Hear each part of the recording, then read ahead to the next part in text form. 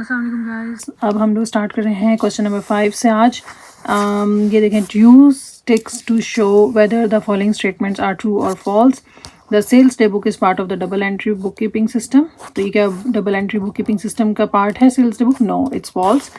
And a balance carried down will always be on the same side of an account as the balance brought down. No, it is also false because balance carried down दूसरी side पे लिखते हैं और balance carried down दूसरी side पे, यानी कि if it is on the right side तो balance brought down जो हम लोग लेफ्ट साइड पे लिखेंगे, ठीक है. अगर वो लेफ्ट साइड पे है तो हम लोग दूसरी बार जो है वो राइट साइड पे लिखेंगे, ठीक है.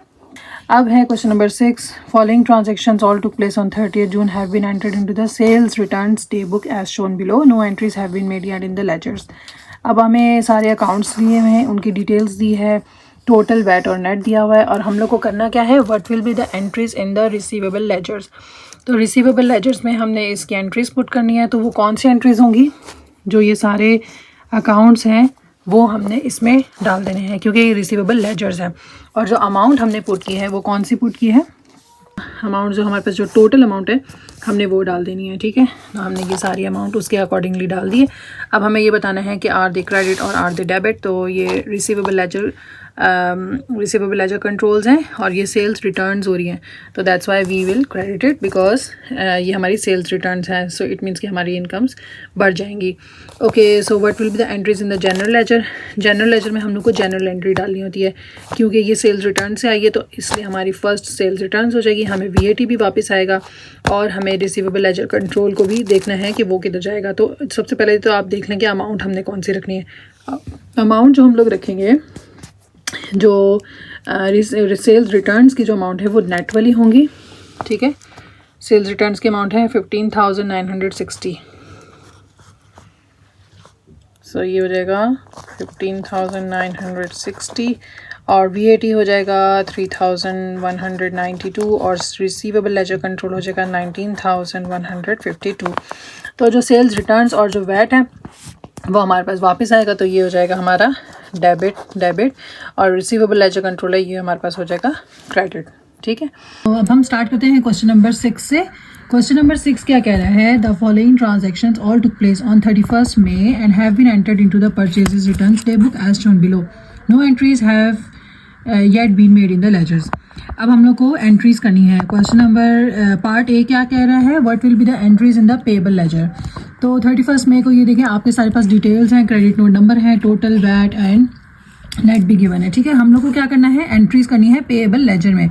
एंड ये क्या है हमारे पास, परचेज रिटर्न्स डे बुक की हमारे पास डिटेल्स गिवन है, ठीक है. अब पेएबल लेजर में हमारे पास कौन कौन से अकाउंट्स आएंगे देखिए. हमें ये नीचे ऑप्शंस भी गिवन है, हम इनमें से चूज़ कर लेंगे.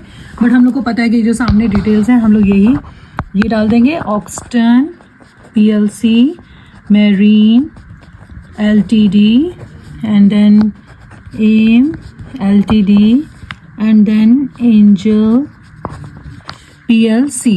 ओके, अब अमाउंट कौन सी आएगी? ऑब्वियसली जो इनके सामने है रिस्पेक्टिवली जो अमाउंट्स हैं वो हम डाल देंगे. 804 जो टोटल अमाउंट्स है, ठीक है, जो दैट इज़ ग्रॉस, और 7,836, दैन 600 एंड देन 9,792. अब बस ये हमें बताना है कि ये डेबिट है या क्रेडिट है. तो ऑब्वियसली ये पेएबल लेजर्स हैं, तो अभी हमारे पास हैं, हमने अभी पे नहीं किए, तो that's why they are assets, so they are our debit. Okay, so अब क्या है, what will be the entries in the general ledger. General ledger में हम लोग अकाउंट्स नहीं, ये वाले नहीं डालते, नेम्स नहीं डालते, हम लोग जो ऊपर के होते हैं हम वो डालते हैं. तो ये हमारे पास एक आ जाएगा परचेज रिटर्न्स डे बुक, एक हमारे पास आ जाएगा payable ledger control, and the third one is always VAT, ठीक है.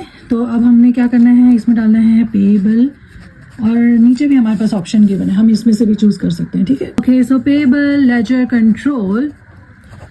Control and then purchase returns, ठीक है, and then the last one is VAT. Obviously आपको पता है कि इसका टोटल क्या है क्योंकि हमें इसकी टोटल अमाउंट लिखनी है, क्योंकि हम लोग डिफरेंट इसको हम लोग अलग अलग नहीं लिख रहे हैं ना, तो इसलिए जो टोटल वैट है ना वो हम लोग लिख देंगे. वो है 3,172.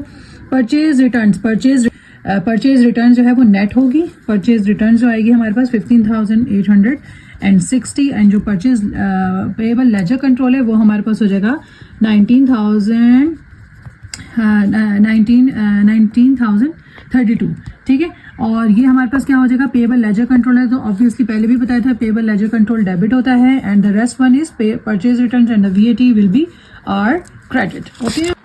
Okay guys, so question number 7 is Cassandra has 184 pounds on the closing balance in her petty cash book and the following notes and coins in her petty cash book. ठीक है, तो अब ये notes and coins क्या है?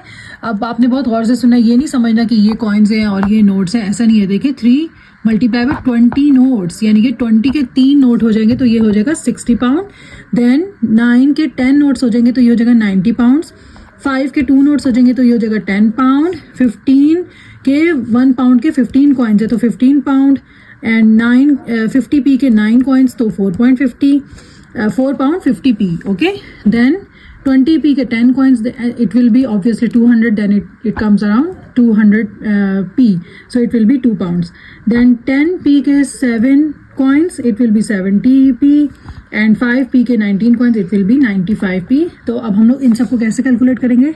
60 pound plus 90 pound plus 10 pound plus 15 pound plus 4.50 plus 2 pound plus 0.7 and plus 0.95, it will be 183.15. ये मैंने पहले से करके रख लिया था.